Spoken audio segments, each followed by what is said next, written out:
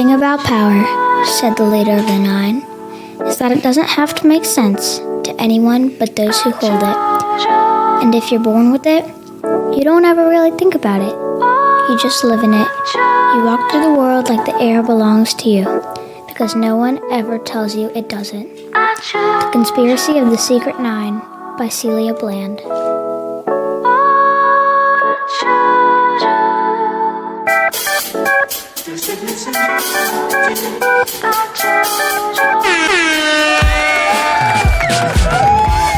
Hello, ladies and gentlemen. I'm Jason McCoy, your host of the podcast, Put 'em on the Couch. My co-host Nelson Bowyer has the day off once again.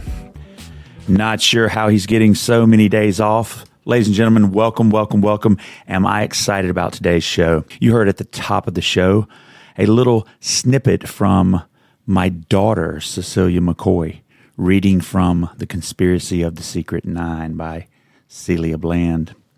Today, if you haven't already gathered, we're talking about race, diversity, equity, inclusion, white supremacy, James Baldwin, and all things considered human rights. The price of the ticket, as Baldwin put it, is the price of the ticket into this world. There's no way to get around that. And the fact of the matter is that I have not yet met a white person who has had to pay it. But this is the price, and we are all in it together.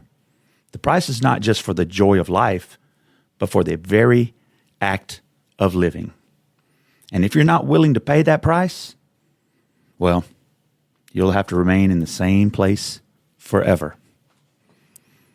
My guest with us today in studio has had to pay that price. Miss Lettie Gore is a historian, professor, racial equity strategist, consultant, and business owner. She teaches African American history as well as Black American history at Cape Fear Community College.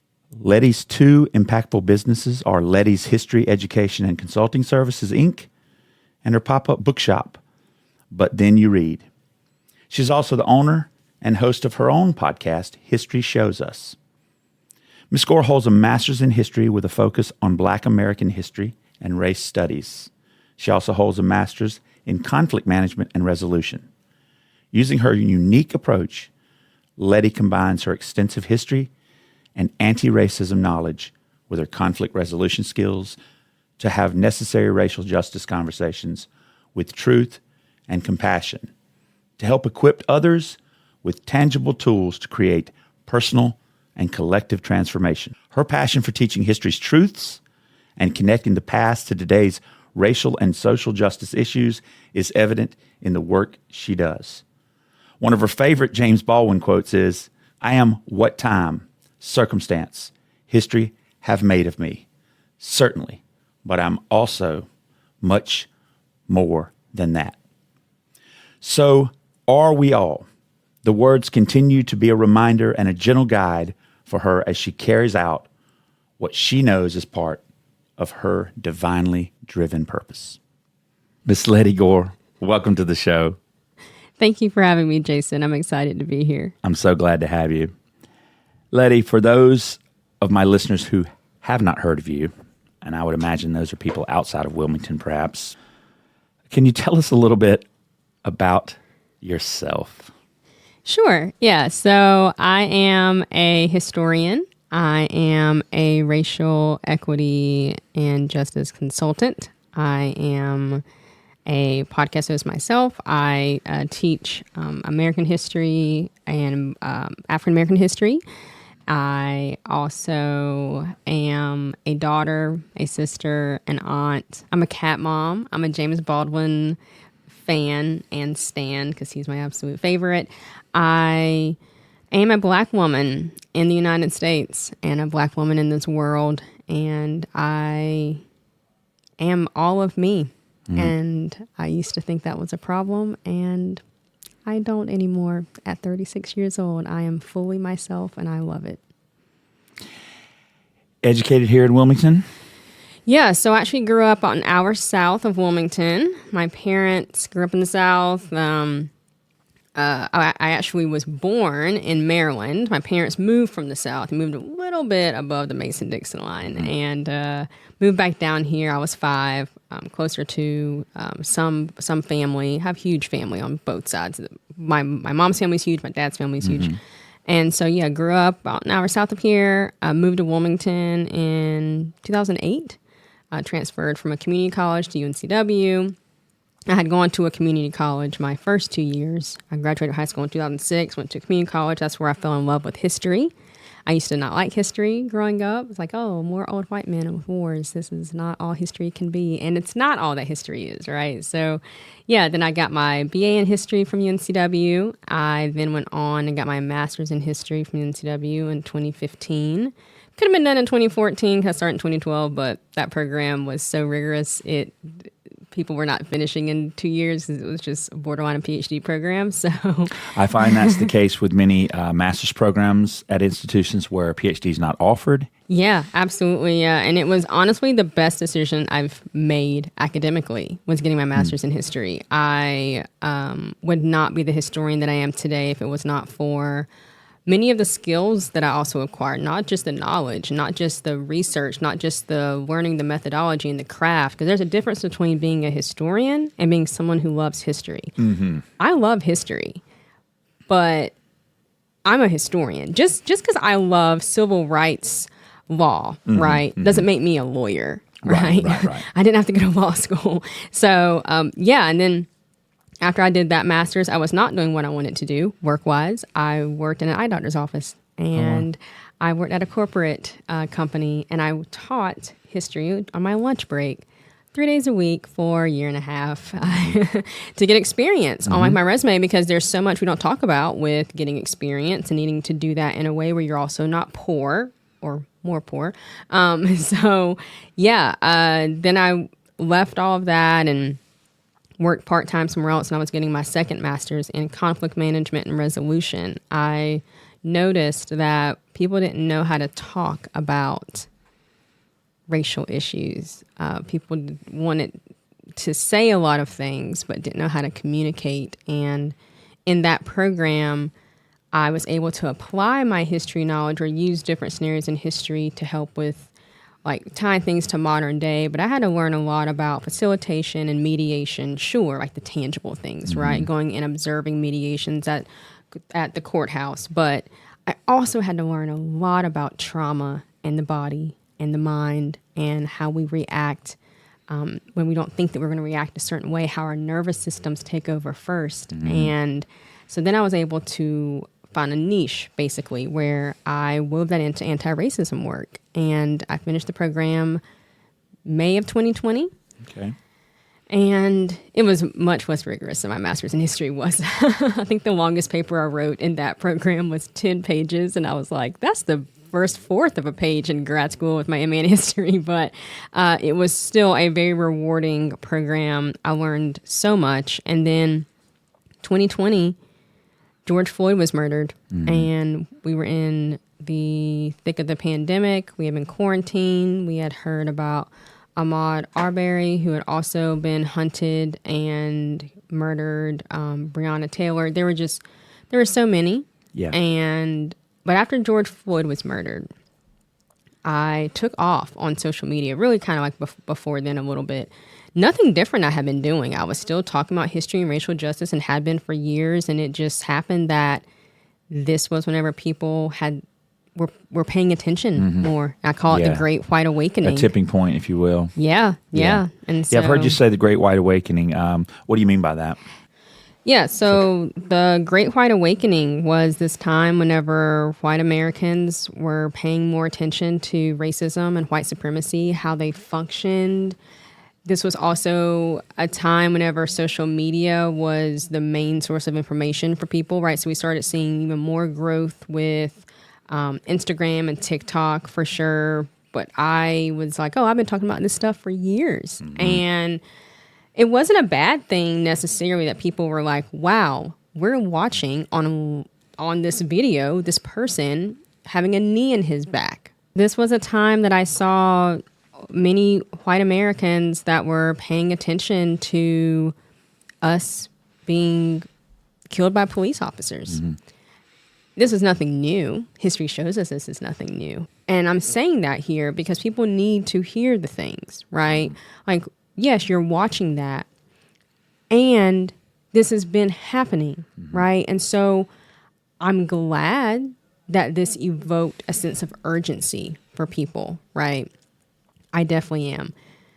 But then what we also saw was this dying down. This wasn't consistent. People cared about it, and then they're like, all right, well, I've done the work, or I've read the books, or I listened to the podcast, now I'm good. And I'm like, anti-racism work is not a checklist. It's not a list of to-dos and you keep going. It's trying to dismantle the system.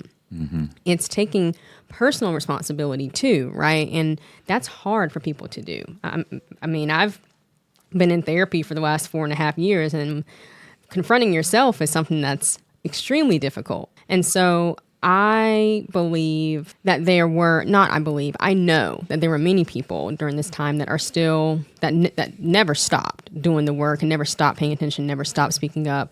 I was educating, I started working for myself that summer, started my own history, education, and consulting services business. I had clients, I was doing workshops, I was doing trainings and things like that, talks, I was on panels, and there are also people who are still working with me and who have been putting in the work consistently, but it requires a lot.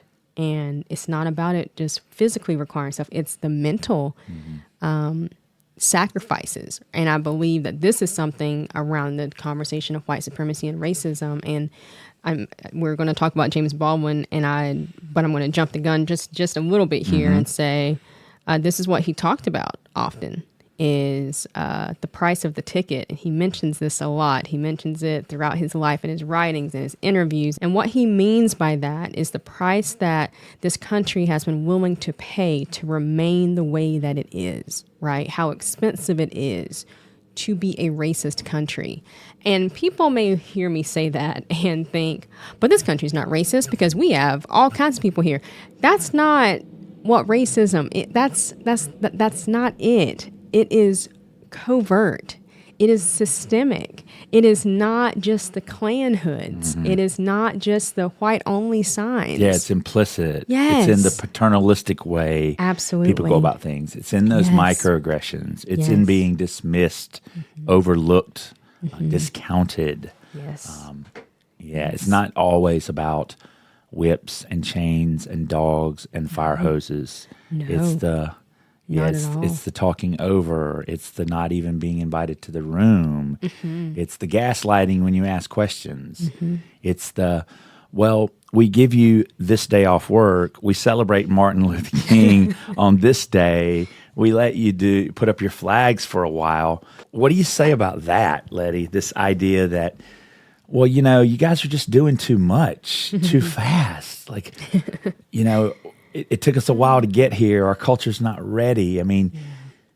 Yeah, I'm tired of that. I have two parents that are... my dad is 79 years old. My mother is 73. Whenever my dad was 20 years old... No, I'm sorry. He was 18. He could not vote yet. How about that? It was 1963. Yeah. The Voting Rights Act wasn't passed until 1965. That's right. So when people talk to me about how far we've come, I'm like, sure. Can my dad go vote now? Sure he can. Of course he can. He votes every single election.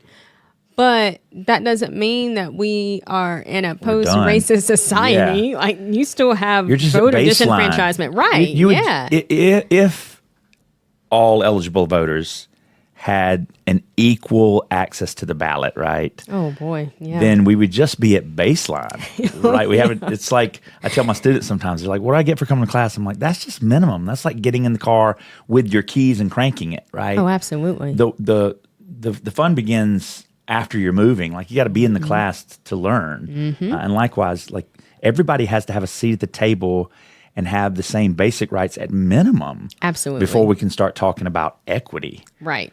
Right. And that's the thing. People don't even know what these words mean. Yeah.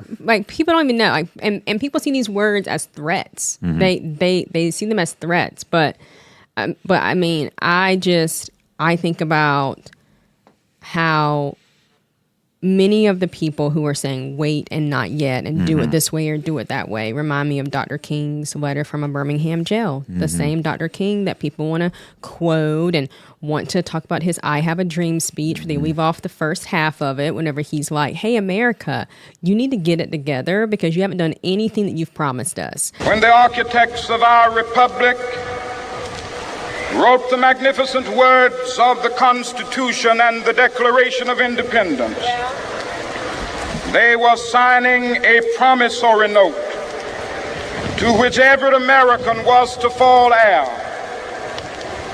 This note was a promise that all men, yes, black men as well as white men, would be guaranteed the unalienable rights of life, liberty, and the pursuit of happiness. It is obvious today that America has defaulted on this promissory note insofar as her citizens of color are concerned. That's the part they don't want to talk about, right? They freeze Dr. King in 1963 and don't talk about the King that protested the Vietnam War, right? But I'm going to not go off on a tangent there, but his letter from a Birmingham jail was written April of 1963. He had just been arrested for non-violently protesting. And he was responding to a letter written by 8 clergymen who were basically like, hey, that's cool and all that you want to protest for civil rights and that. And we do agree and we are with you, but not in the way that you want to do it. We're with you, but we are going to say that we agree with your methods, but we don't actually want you to continue doing it here in Birmingham because you're causing some problems, right? And so that's what we still see happening now. We see we're with you, but. Yeah. We're with you, but don't do it this way. And we're fine with the Black Lives Matter bumper sticker, and we might even let you put up a large sign on the edge of town, but don't leave that sign up too long. That's got to go, right? And we're okay if you want to draw attention, but the first time things get a little sticky or a little heady in the community, the first time we start talking about dismantling something, ooh, you got to go, right? Oh, yes. The word dismantle is such a threat. It is a threat. Or rebuild or reimagine. Those things are so threatening, aren't they? Oh, they are, because heaven forbid that we decenter whiteness and make something better, right? I mean, and I think that is the foundation, right? It's this idea that this country is this land of the free and home of the brave. And I look at history and I'm like, when have we ever actually been that, right? Because in the same breath, the same time that we had the national anthem written, okay, the Star-Spangled Banner, the Battle of Fort McHenry, the War of 1812. Yeah, so my ancestors were enslaved. Yeah. Right, so... When was it great for you? Right, like what? And there was a whole fugitive slave clause in the Constitution. Yeah. Right, you know, I was teaching my students that, and they were like, what? Yes, it's right there. It's in it, right? When we talk about why the South seceded from the Union, people can sit here all day long and say it wasn't because of slavery. They wrote that in their Constitution, their Confederate Constitution. It says it, right? Like literally the first thing it says in most state constitutions. Yes, and literally said it. Like, this is not made up, right? And so there is this level of cognitive dissonance, right? There is this breach with history and memory. There's this... It's fragmented. It is just completely... And this whitewashing too, right? Yes. Oh, my God. Which is scary because on the one hand, whitewashing something's not so bad because quite frankly, it's just a veneer. I whitewashed my ceiling in my house, by the way. And I did it because it was cheaper than like really putting effort into painting or staining the wood. I just whitewashed it with a cloth. And the guy who did it charged me less for doing that. And so I know that, like, to restore it, to see what's really underneath there, it wouldn't take much, right? Like I could wipe away pretty easily, unless someone comes along and says, "Oh no, you can't. It's illegal to get rid of the whitewash. It's illegal to get up there and do that yourself." And likewise, I feel like we shouldn't teach history that way. Let's not go all the way back to 1619. Let's teach it back to what? Let's go to 1776 and just kind of stay within a couple months there. And let's just focus on how good everybody had it and how we got along so well. Yeah. And that's something that I have actually asked people. I like to ask people questions, like truly, and get them to say things out loud, right? And so I've asked people before, like, well, when was America great? Right, yeah. When should we start teaching history here in North Carolina, for instance? Oh, right. Yeah. Like, should we start with 1898 race massacre, or should we just skip over that part, or should we just ignore the fact that was the only successful coup in the history of our country, or maybe the Wilmington 10, right? Maybe that, or I don't know, maybe also the Jim Crow laws that plagued the entire country, or maybe, I don't know, it was the World War II veterans that got no anything from the GI Bill. Maybe it was all of it, right? So, yeah, it's the where do people want the history to start? Because whenever I've asked people when was America great, I've had an array of answers, right? Oh, I would say the 1920s. I'm like, oh, you mean right before women could vote? Right. Is whenever we had the Chinese Exclusion Act, and we were right. Is that, or we're talking about that was the decade with the most lynchings in the country's history? Also, whenever prohibition was a way in order to allow people to be criminalized, and we were also able to feed huge numbers of people into asylums and criminalize them that way, people of all races. Is that what we're talking there? Or I had a person, this is right before this election, say to me, well, I would say after the Civil Rights Movement. And I was like, oh, okay. You mean whenever interracial marriage still was not legal? Do you mean in the 80s, whenever my mom and dad remember being on buses in Washington, D.C., and people were afraid to sit down to someone who was black? They thought they had AIDS because there was racism associated with that. Is that what we're talking about? And people were othered? We're talking about that, or talking about like whenever I was 7 years old and I remember being called the N-word for the first time? Is that when we're talking? Right? So these are the questions, right? And there's a level of personal responsibility for people individually to ask themselves, why are you so defensive? What are you so afraid of? Right? What are you? I mean, I already know the answer to that. It's a threat to supremacy is what it is. It's what it's always been. And people can turn it however they want to turn it. I don't care. It is a fear. And James Baldwin talks about it a lot, the fear of this white supremacy being gone. And I want people to understand that are listening to this, we're all born into white supremacy culture. Because we're born, those of us who are born into this country, we're born into that. Even if you live in this country, you're still a part of that. We're part of this white supremacy culture, right? And that doesn't mean that I am incapable as a black person of upholding systems, right, that are in place. Yes, I definitely am. But that's also because of the systems that are in place, right? I mean, we can talk about racism, but to talk about that, you have to talk about capitalism. You have to talk about oppression. And in order to talk about capitalism and also oppression, we have to talk about class, right? And that transcends race and ethnicity because that actually affects everyone. And everyone is in these categories. And until more people choose to see things that way, I fear that the progress you want to achieve will not be achieved as quickly as you want to see it. It doesn't mean that I don't have hope. Of course I have hope. I've read too much history not to have hope, right? I can't read Toni Morrison and James Baldwin and Langston Hughes and Fannie Lou Hamer and not have hope, right? I can't listen to my parents' stories and not have hope, or remember my grandparents and not have hope. Or, of course I have hope. I'm also realistic, right? I'm very realistic, and I believe that there's an issue with the morals and the empathy and the willingness to just listen to and believe people's lived experiences. And this, sure, is whenever it comes to me as a Black person, but it's also whenever it comes to the person who talks about how they are a trans person and they were discriminated against, right? It's also believing people's lived experiences. And why are you arguing with them with what they experienced, right? That is an issue for me. And it's just baffling. And I don't even know another word for it, but just, wow, I'm telling you what I experienced and you're saying, but maybe they meant this. Wow. No. But what I also find is things don't affect people until it affects them.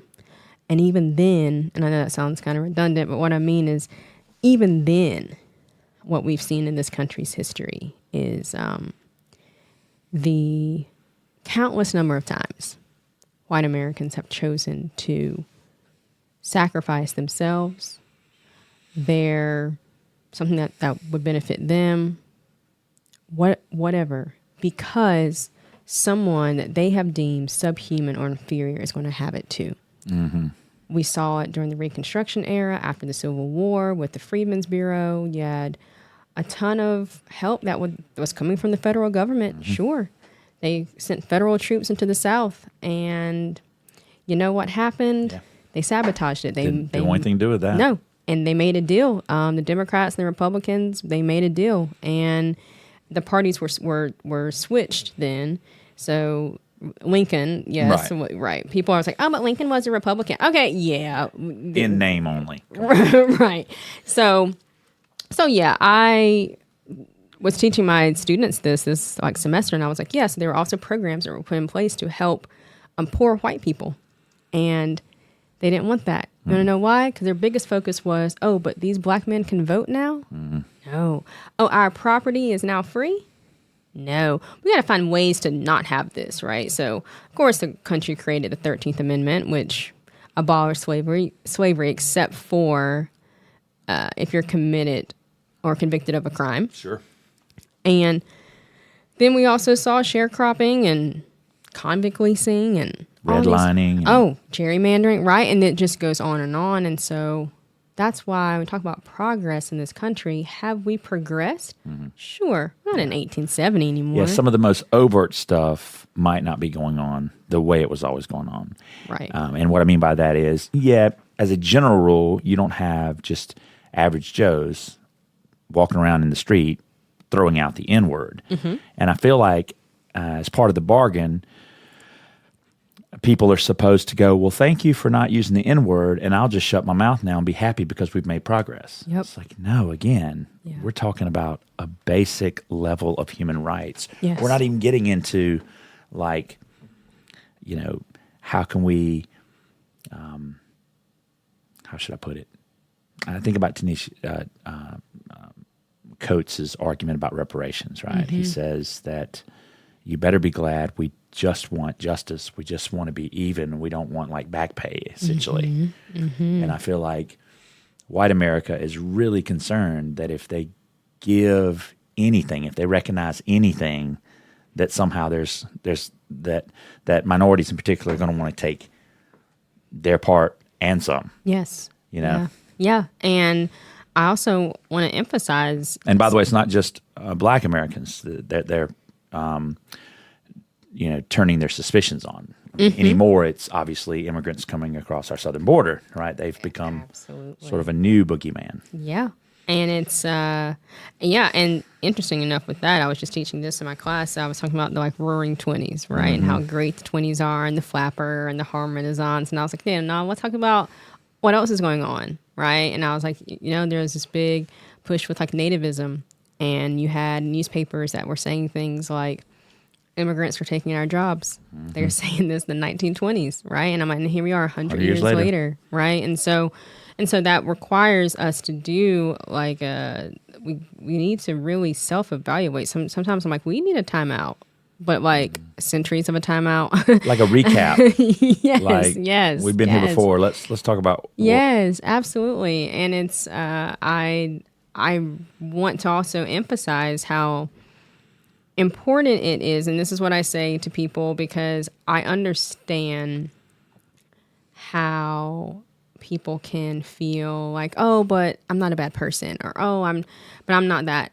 No one is saying you're a bad. Well, I'm not saying you're a bad person. I don't know any of you who are listening to this, right? I'm not saying you're a bad person, but you benefit from systems that have been in place, right? You directly benefit from racism, and at a cost. Yes, right? yes, at a cost, and it's just it doesn't serve any of us in the ways that we think that it does. The great victims in this country of the institution called segregation, which is not a Southern custom,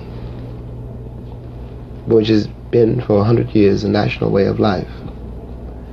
The great victims are the white people, the white man's children. Right? I mean, sure, it does serve the people who can go and get a loan for a home and don't have to make a certain amount of money and whatever, because there's a different invisible credit. I don't know how to say this. Depending on the zip code. Yeah, right. It's just, I mean, we can talk about where HOAs came from, right? Now, you and I have talked about this before. I mentioned that I got a property downtown, I think, 9th Street. Mm-hmm. And, you know, when I went to get the utilities turned on, it was several $100s deposit for my electricity. Mm-hmm. Now, mind you, I had a very good credit rating before this. Mm-hmm. So I was surprised to learn that I had to put up a big deposit. Mm-hmm. And then when I left there and bought a property out in the suburbs in the northern part of New Hanover County, this house was $100,000 or more than the first house, and the deposit was $0. And I asked, I was like, wait a minute, like what's going on? And the person said to me on the phone, zip code. I was like, what? It's like, well, yeah, the zip code you were in at the other location on Orange Street or 9th Street was such that we had to charge you a deposit because, quote, people in that area are delinquent notoriously on their electric bill or their water bill, excuse me. It wasn't electric, it was water. But in the area you are moving to, there's less delinquency, so we don't have to charge you a deposit. I'm thinking, what does that got to do with me and my property? Right? Right. And so that's a great example of a twofold, right? There's the generational wealth issue and the fact that then if people can't pay this, then they can't live where they, right? And then there's also, here you were living in this area, right? And you're also having to pay this amount. And so it's like, sure, you are a different race of the majority of people, because I know exactly where this like area is, but here you were still having to deal with that, right? And that's what I mean about how it doesn't actually serve us, because it's the same amount of money, right? And here you were like, yo, what? But I will say, I have a power, right? And I have, and I know that I have kind of a pulpit, because when I say that to people, they like look aghast and they say, what? No, it can't be, right? And I'm like, well, the people who live there have probably been talking about this their whole lives. Or maybe it's just in the water and it's just kind of take it for granted. There's no point in even talking about it anymore. Right. It just is. Right. Like everybody I know in my neighborhood has to do that. So it's just, that's just what you do. Right. It's just, that's the cost of doing business. Yeah. And here it is coming from you, a and it's like, white oh my man. gosh, something's wrong. Right. Yeah. Absolutely. And so that does illustrate the power we have, right? Yes. Yes. And the power of our voice, right? Yeah. And I will point out those things are important to say out loud. And I know me and you have had conversations before, right, about the need to speak up and the need to call the things out. Yeah. And it's going to cost you things too. And yes, it will. Right. But it's like, you can't tell me, oh, Lettie, I care about you and your humanity, but then you don't stand up for people that look like me, right? Yeah. And that's just what it is. That's just what it is. That's how it is. And this sounds like an opinion, and it is my opinion, sure, but it is rooted in fact. It's rooted in fact. But stories like that are exactly why people need to speak up more about what they see, what they hear, stepping in those moments. And that's also part of the work, right? But this is ongoing work. The things are never just going to stop. And I think something else is whenever people say things like, well, I just can't believe this is happening. Why is it still happening? And it's like, those aren't the questions anymore. Like, that's that's not it. The why, it's because people are who they are, right? People are going to be who they are, and going to do what they do, and don't get lost in the bigger picture. Right. Who do we need to see about changing this? How can we make change? Right. Yeah. And I understand that we're inundated with so much information at our fingertips, and it can be overwhelming, and it can feel as though there's no hope or that there's no way this is going to change, but it can. But something I see is people looking at the big picture first, right? Looking at, okay, but we got to go from the top down. But it's like we really got to do the opposite. It's also about speaking up to your family member that says something that's racist, right? Holding them accountable, having consequences for their actions, and sticking to those. It's not just about, oh, all right, well, the president is doing this thing and I can't do anything about it. Okay, yes, And though, what can you do on a smaller scale? Because that's where the movements always have started too. Lettie, let's take a break and come back. I want to get why you love James Baldwin so much and why he matters maybe now more than ever. One has got to force somehow from Washington a moral commitment, not to the Negro people, but to the life of this country. And we're back. You're listening to Put 'em on the Couch. I'm Jason McCoy, your host. Again, Nelson Boyer has the day off. Today I'm speaking with a lovely guest, Miss Lettie Gore, a history professor, a storyteller, a podcaster, a friend, a colleague, and a social justice strategist. Lettie's talking about white supremacy. We're talking about history, and hopefully we're going to talk about one of her favorite historical figures, James Baldwin. Lettie, on the other side, we're talking about how racism, diversity, equity, inclusion, and the like are more than just words you put on a bumper sticker, right? They're more than just things that you put in your mission statement at an institution, right? These things actually mean something. They're attached to real people who suffer real consequences. Why James Baldwin, and what would he have said if he were alive today?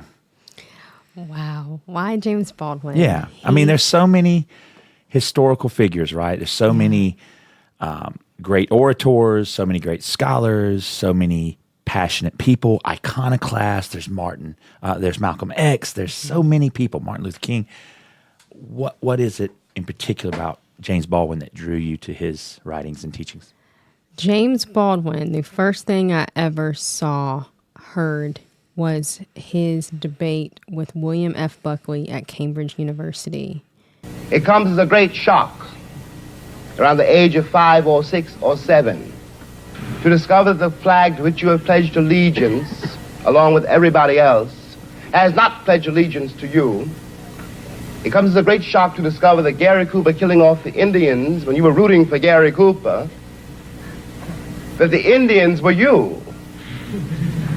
It comes as a great shock to discover that the country, which is your birthplace, and to which you owe your life and your identity, has not in its whole system of reality evolved any place for you. And that was in the 1960s. And he was electrifying to me. He spoke in a way where I got chills. I discovered James Baldwin when I was in undergrad. It was in 2009. I was in Dr. Glenn Harris's African American history class at UNCW.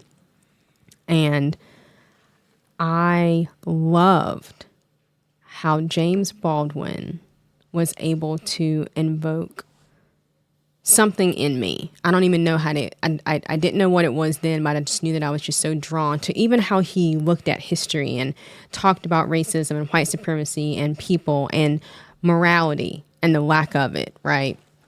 And then I went to grad school and I studied him extensively. And the first semester of grad school, it was also whenever Trayvon Martin was murdered by Zimmerman. And reading James Baldwin even deeper, having to study him on a deep level, really did light a fire in me. Reading The Fire Next Time, which is a book that was published in 1963. The first half, or the first part, is a letter to his nephew. The second part is whenever he is basically talking to the country about what we're talking about today, the racism, the white supremacy, the need to see beyond what is holding people hostage and in this psychological bondage. And by people, I mean the majority. He's talking about white America. But James Baldwin, he makes things so plain and so simple. But he's also extremely complex. So it's I don't even know how to really explain it, except for things that he writes are easy to read. But you can't just read it one time. You have to really understand what he's saying. You also have to know who he was as a person. You have to understand how he's saying it. And it's why something I tell people often is, sure, you can read Baldwin, but I want you to find something to listen to him first. Mm-hmm. Listen to his voice, watch his eyes, listen at how he says things, like how his words cut. The James Baldwin, he was born in 1924. Passed away in 1987. The James Baldwin that existed before Martin Luther King, Medgar Evers, and Malcolm X were murdered was a slightly different James Baldwin versus after they were murdered, because those were his friends and he was angry. Yeah. And he was like, I've been talking about this for years and years. He even left the country, came back, left the country again. Matter of fact, he passed away in Paris. He wasn't even here. But he never abandoned the country. I was going to say, why did he go to Paris, from your understanding? Yeah, so he was raised... He was still a relatively young man, right? Oh, yes. Yes. Early 20s. He left because he felt very constrained by his father, by how he grew up.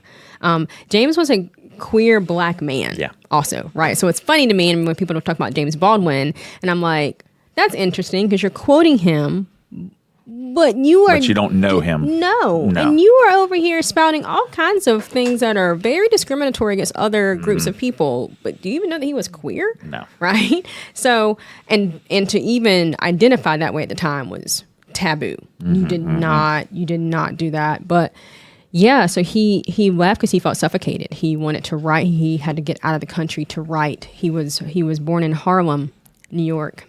Harlem in the 1920s. That was a different time. And that was whenever he left in the 1940s, he had already experienced enough for a lifetime. And he just, he felt smothered, couldn't breathe. But then he always, though, he couldn't just leave the country and never come back. He couldn't abandon it because he had to bear witness. He had to... That's what he said. I mean, that's what he's written, that he had to do that. That was part of his calling. That was his what burden. He was. Yeah, right. Yeah, like he had to carry this cross, so to speak. And but I find comfort in James Baldwin's words. I'm terrified at the moral apathy, the death of the heart, which is happening in my country. These people have deluded themselves for so long that they really don't think I'm human. I base this on their conduct, not on what they say. And this means that they have become, in themselves, moral monsters. This year, after the presidential election results, the next morning, I had to read James Baldwin before I came to work. I wore my James Baldwin pen that day. He provides me with a level of comfort. He reminds me that I'm not alone. He also motivates me and comforts me in a way where I don't give up hope. And he was my posthumous mentor, really. I mean, though he passed away in 87, the year before I was born, he was a mentor for me throughout graduate school. I don't believe I would have learned to read history, how I learned how to read, if it wasn't for me also reading and studying James Baldwin. It was like a guide, like he was like a spiritual guide for me. God also is a spiritual guide for me, yes, but Baldwin was like an academic spiritual guide, but not academic either, because he wasn't an academic. Not the formal academic, which is kind of interesting too, because if you've ever read Baldwin, or if you certainly have put his quotes up on your Facebook wall or Instagram, probably be led to believe that this guy was, some kind of scholar who taught at Harvard, right? Yeah. But no, he was not educated in that way. No. Yet probably as wise, if not more wise than most. Oh, absolutely. Absolutely. I'm actually thinking of a talk that James Baldwin did in 1963. Well, actually, it was an interview he did with Kenneth Clark. Mm-hmm. I remember Kenneth Clark, psychologist. Yes. Yep. Yep. May of did the 63. dolls. Yeah. Yeah. Yep. May of 63. Kenneth Clark did a... Was the study called White Like Me or something like that? It was something like that. Or I might be conflating that with a documentary called White Like Me. I think it was, though, part of this time because he talked with James Baldwin, Martin Luther King Jr., and Malcolm X separately. It was like the three of them separately. But he was talking with James Baldwin, and there's actually a video clip for this. He was basically asking him about white America and the state of the country. And I'm going to actually read some of it. Yeah, please do. Just read some of what Baldwin said. But he actually said the great victims in this country are the white people. He went on to say that basically he could not understand, but also that this country needed to reckon with a civilization that can produce those 5 policemen standing on the Negro woman's neck in Birmingham. And I am too. I am terrified at the moral apathy, the death of the heart, which is happening in my country. And then he goes on to call people moral monsters. And I've seen people quoting Baldwin saying this, right? And this is just 1963 Baldwin. Baldwin said this in 1950. He said this in 1987. Like this is, he never stopped saying this. But by the 80s, he was so tired of repeating himself. He's like, yo, like I've already said this. I've said this, I've said this, I've said this. Like, how much more do you want? And matter of fact, whenever he was debating William Buckley, really, I wouldn't even call it a debate, but I would call it Baldwin preaching. That's really what it seemed like, where he was basically saying that black people built the country and that if it wasn't for the violation and the murder and the brutality of women, men, and children, this country wouldn't be what it is. The Southern oligarchy, which has until today so much power in Washington, and therefore some power in the world, was created by my labor and my sweat, and the violation of my women and the murder of my children. This, in the land of the free and the home of the brave. And no one can challenge that statement. It is a matter of historical record. He continues this theme throughout his work. He also says that the American dream is at the expense of black people.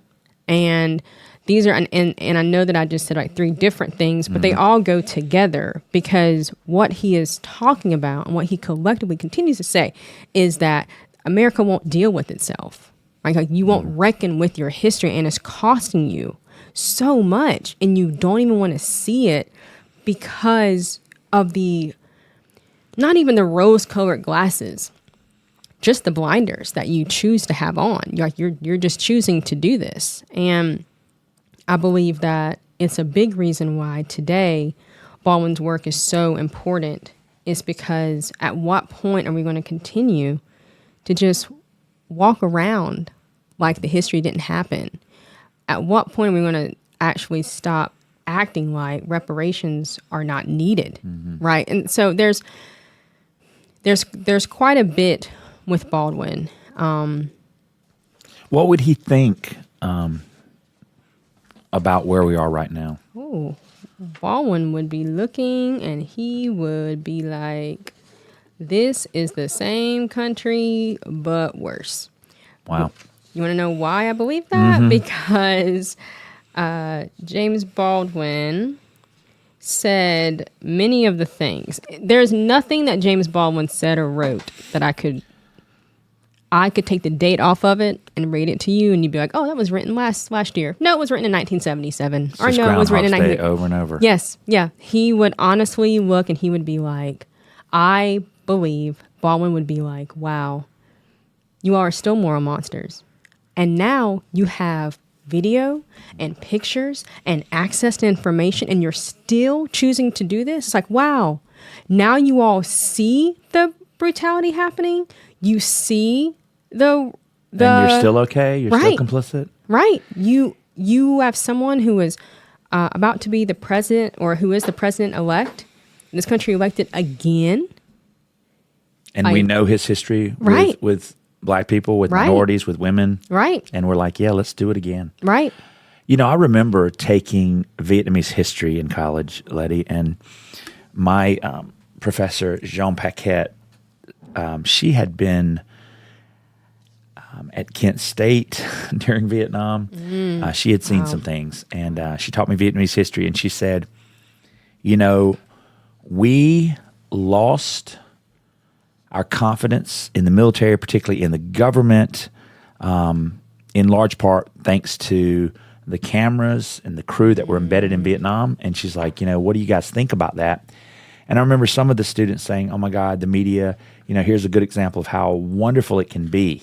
And how sometimes you just have to show people who they are. You just have to hold a mirror up to them. And then she challenged us to think, well, who were the ones protesting? Who were the ones really concerned?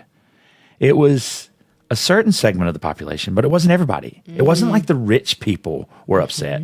Their kids already weren't going to Vietnam. Their kids were in college, in the best colleges. They were coming out and going into the business world. I mean, things were working just fine, even though a lot of poor kids from poor families were over there dying. And so I say to myself, you know, on the one hand, I love the idea of police cameras, body cameras. I love the idea of the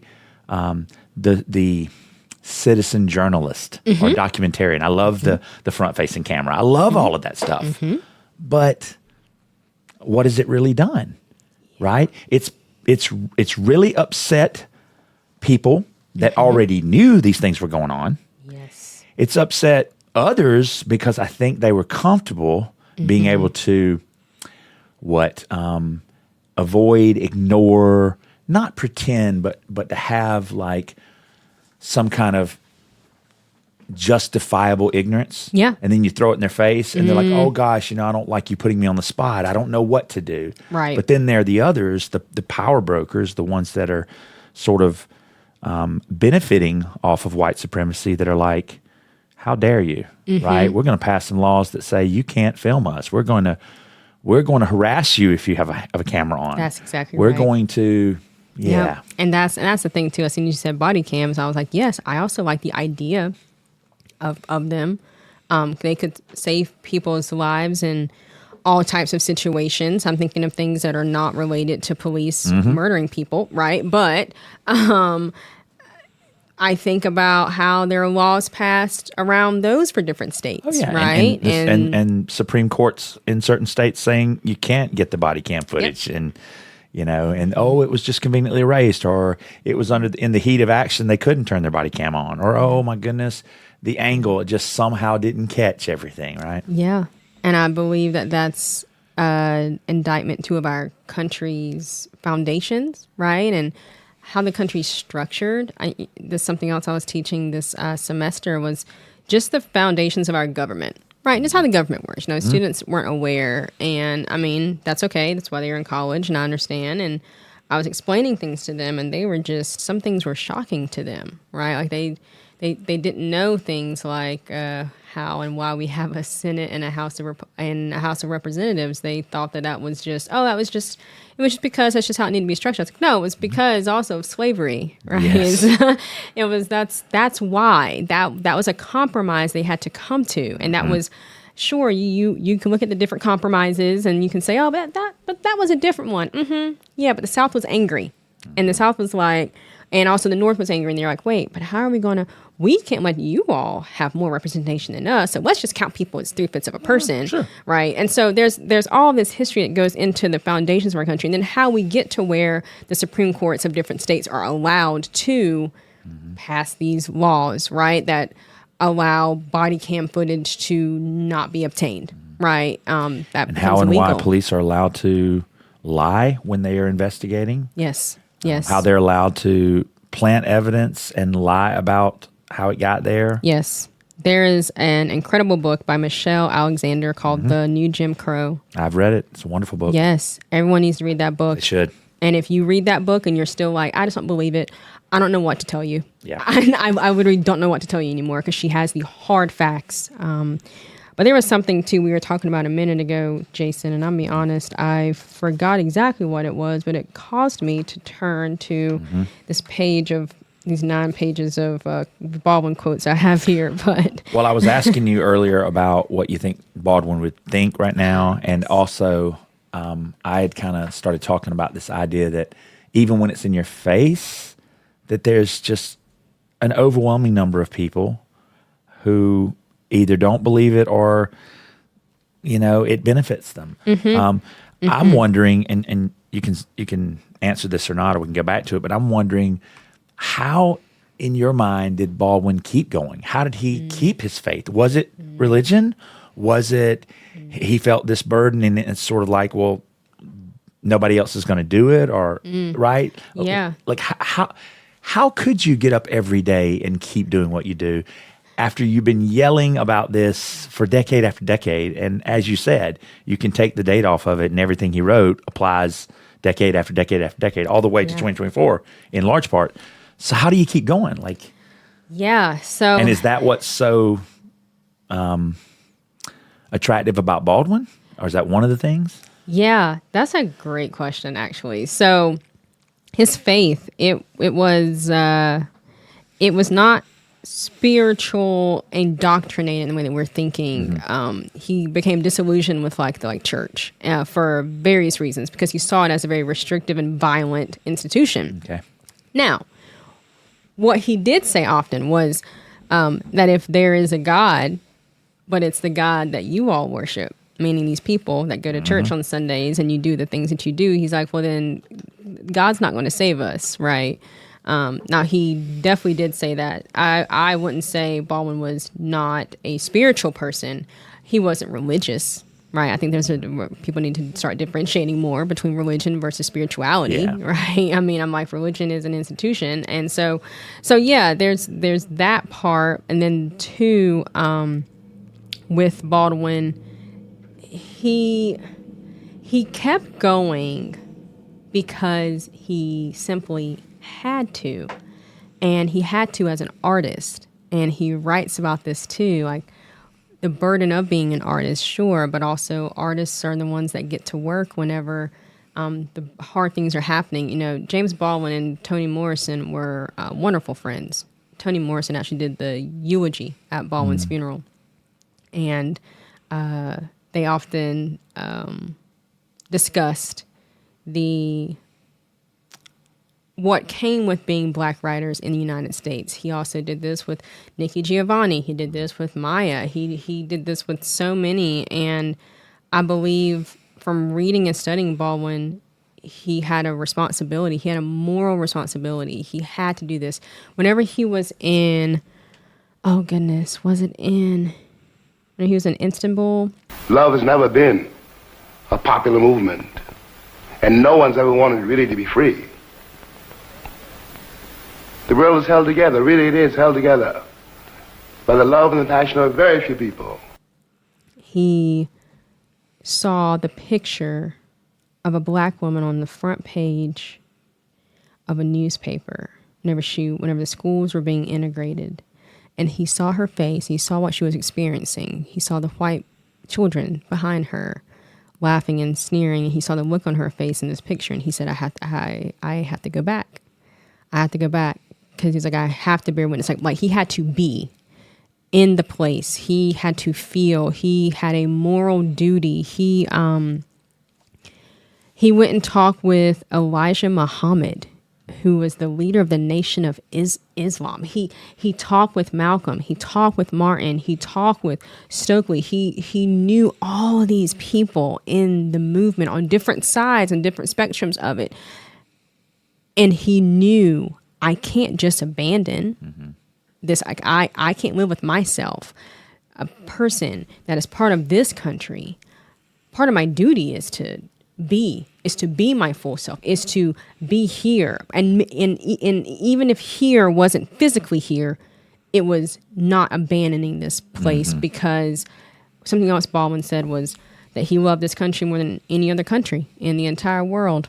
And for that reason, he was going to criticize the country perpetually as much as he wanted to, because that was also patriotism, right? And so yeah, and that's something that has always drawn me to Baldwin and helped me feel comfort in Baldwin, is knowing, wow, I know that he was exhausted and Couldn't stop.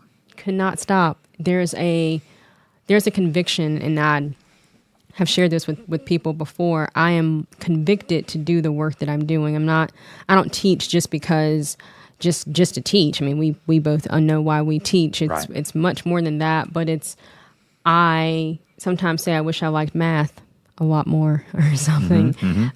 But I'm grateful to know the history that I know, and I'm grateful to think about it in the way that I do. And I'm so passionate about it because I think about my parents, my grandparents who couldn't do certain things. Think about my dad who had to move off of the sidewalk for people. My dad had to do that, right? Like you had to move out of the way to let white people walk past. I don't have to do that anymore, even if they don't move for me, and a lot of them don't. Like a lot of people like really over a certain age, they don't move, and I don't have to. And so it's these things though. It's reading Baldwin. It's reading the stories of all the people who aren't as popular and aren't as known. It's knowing that they did this, and they're the ancestors. They're the ones that also give the strength and at least help. So you had asked me earlier too about Baldwin and his faith, and earlier I was truly led to just turn right to this, and I turned right to it. It's from The Price of the Ticket, which he wrote in 1985. It's 2 years before he passed away. And in this, he's talking about the price America has paid, white America has paid. And I believe this is going to be a great way to tie together much of what we've both talked about today. He writes, "In the church I come from, which is not at all the same church to which white Americans belong, we were counseled from time to time to do our first works over. Though the church I come from and the church to which most white Americans belong are both Christian churches, we do not share the same hope or speak the same language. To do your first works over means to re-examine everything, go back to where you started or as far back as you can, examine all of it, travel your road again, and tell the truth about it, sing or shout or testify or keep it to yourself, but know whence you came." This is precisely what white Americans cannot afford to do. They do not know how to do it, as I must suppose. They come through Ellis Island, where Giorgio becomes Joe, Evangelos becomes Evans, Goldsmith becomes Smith or Gold, and Avakian becomes King. So with a painless change of name and in the twinkling of an eye, one becomes a white American. But the Irish became white when they got here and began rising in the world, whereas I became black and began sinking. He goes on to say, the price the white American paid for his ticket was to become white, and in the main, nothing more than that, or, as he was to insist, nothing less. And then he says, I know very well that my ancestors who had no desire to come to this place, but neither did the ancestors of the people who became white and who require of my captivity a song. And so I read that because the very first part, he's saying the part about, yeah, it's the same church, but also not the same guy. Like, we ain't on the same page. But then him also saying the part about becoming white. And it's something I teach my students about, the assimilation into white culture that happened because of skin color, right? And this is in no way disrespect to anyone's ancestors who decided to come over here for various reasons. I will always say this is a country that's always opened its arms supposedly to people that are immigrants. Of course, there's a little caveat to that if you're from a certain country, right? And I understand, I know people whose ancestors truly came here through Ellis Island, and respect to them. And also, it's important to acknowledge what sacrifice they made. They abandoned their own culture because you want to know what? They looked and they said, yo, but at least we're not those people. So we got to align more with these people that have our skin color over here. So then we're not treated like that. Because the people who came over here, the Irish had slurs that were said to them. The Italians did too. That's right. And then they were like, let's, over, I don't know, a decade or two, let's assimilate through marriage, through children. And now we're going to be white, because white means that we're not going to be treated like that. And so that's the price. That's the price. That's the price. That's the ticket. Yes, that's one of the prices that he talks about. And I believe that this is something that's so imperative, because when you talk about the history and you talk about progress, you have to also reckon with this, right? It's about understanding that James Baldwin today would look at our country and also be a person who's saying, well, we are all of you were immigrants at one point. We were not. I was not an immigrant. My ancestors were stolen. We're Kidnapped. never, yes, stolen, kidnapped, brutalized. That's right. And people don't like to say that out loud, but I think it's important to hear, right? You didn't come Absolutely. through Ellis Island, No. right? No. You didn't get to punch a ticket, so to speak, right? No. I am truly single-handedly a miracle. That's how I look at it, and that's how there's a talk. I forget which one it is, but James Baldwin talks about the same thing. Like, we are miracles. Somebody survived all of that, all of the brutality, and only to be in a country that still is looked at by other countries like, y'all are still in that place? Y'all are still in the same spot that y'all were in 1975? Y'all are still okay with that? Right. I know we don't have time as we approach our hour to do this now, but it occurred to me as you were talking, a couple of themes that we could sort of explore in the future. One of which is this very idea that, Black Americans' ancestors were kidnapped and brought here for the most part. And it is indeed a miracle that you are here, and as opposed to never been born. Yes. I think it's disingenuous for white America, especially for the power brokers, to act as if Black America doesn't have value. Black America doesn't matter. Black America somehow needs to just get in line. Black America needs to just, do more for themselves. You've heard all the tropes, right? When literally everything Black people have touched has turned to gold. Yes. I think about that from literally building the infrastructure that we all enjoy, right? Food, the best food on the earth, in my opinion, I think in the opinion of most, is Southern food. Inventing, America didn't have flavor. America didn't have personality. America didn't have charisma. It didn't have soul, quite literally, right? Music. Yeah, literally. Yes. Literally, yes. Style. And I say disingenuous because white America is happy to appropriate it. Oh, absolutely. Call it their own. Yes. While simultaneously gaslighting the very people they are continuing to steal from. Yeah, it's like whenever And Beyonce say, you're no good, you're no good, Yeah. you're no good. You Yeah. need to work harder. Right. You need to just shut up and dribble. Right. It's like whenever Beyonce's album came out and people were like, oh my gosh, you're taking over country music. And I was like, actually, excuse me, country music came It's from built Africa. on Africa. Yeah, it came from Africa. Like literally came from Africa. And so there's, and even when it comes to like building the country, right? Yes, there were also people from other countries. No doubt. Absolutely, about the country.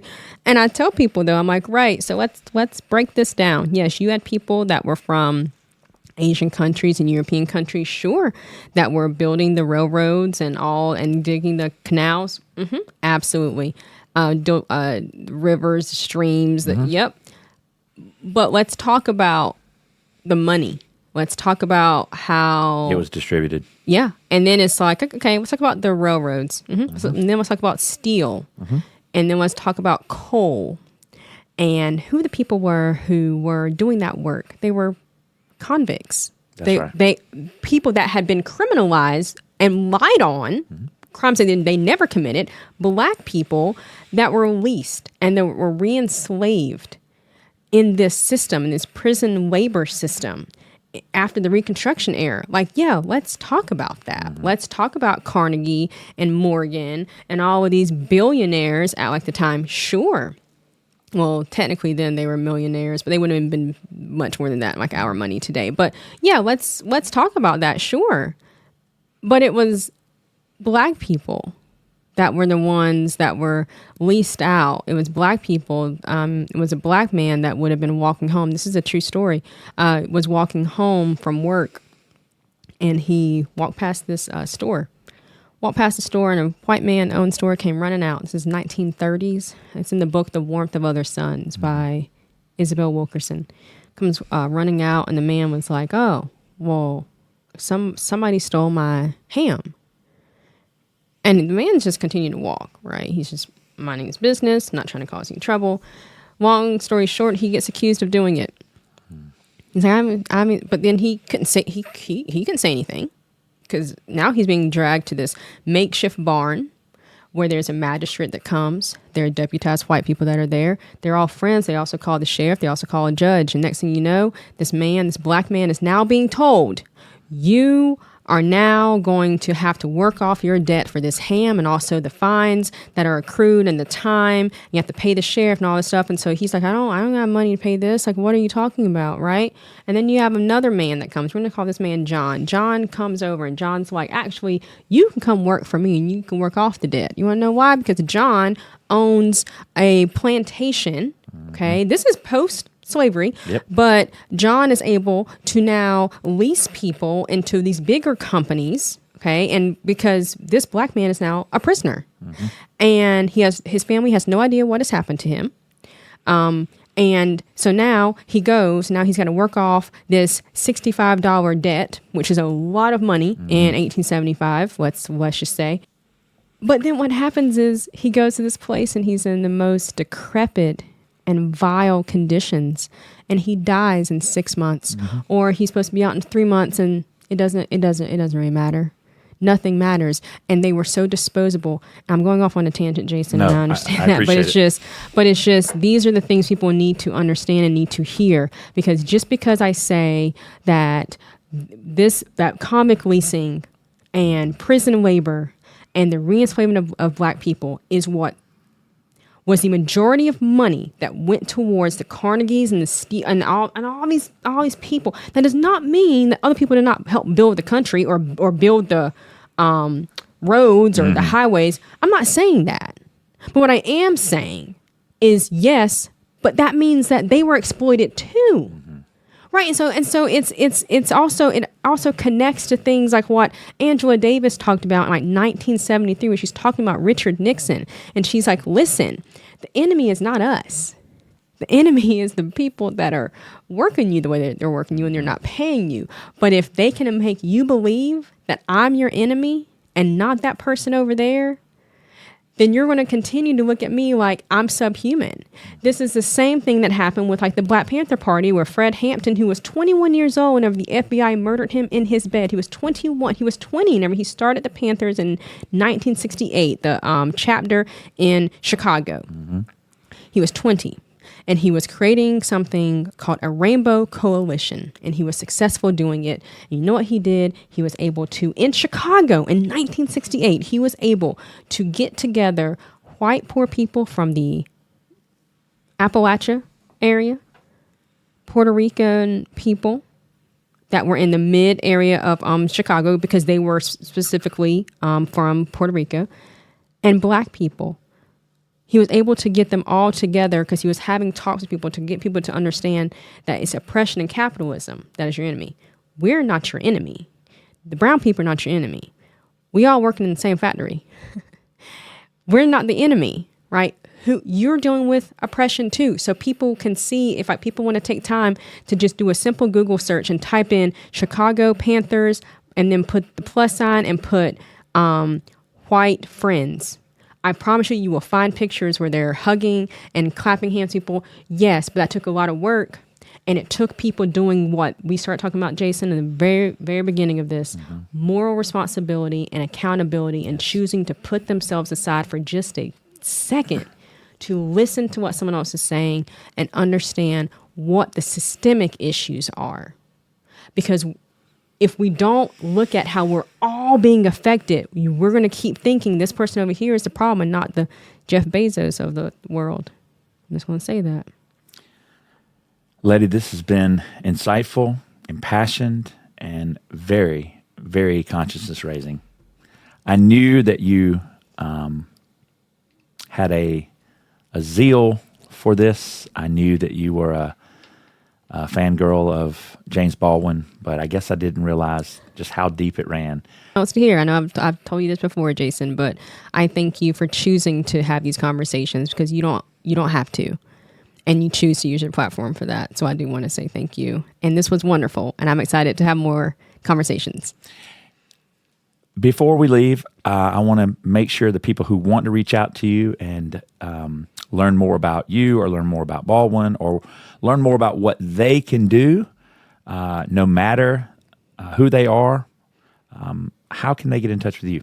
Yeah, so you can follow me on Instagram at sincerely.lettie. Also, my website is coming, but I'm going to go ahead and tell you all what it is now because it's still in the works. It's almost finished as of today. It's learnwithlettie.com. And so reach out to me in either one of those places. You can message me. I have a contact area on my website where you can do that. And so, and also I also have a podcast called History Shows Us, which is coming back next year. So you can listen there. Miss Lettie Gore, ladies and gentlemen, thank you so much for your time, Lettie. Thank you. What is it you wanted me to reconcile myself to? I was born here almost 60 years ago. I'm not going to live another 60 years. You always told me it takes time. It has taken my father's time, my mother's time, my uncle's time, my brothers and my sister's time, my nieces and my nephews' time. How much time do you want for your progress? Wake up, everybody, no more sleeping in bed. No more backwards thinking, time for thinking ahead. The world has changed so very much from what it used to be. There is so much hatred, war and poverty.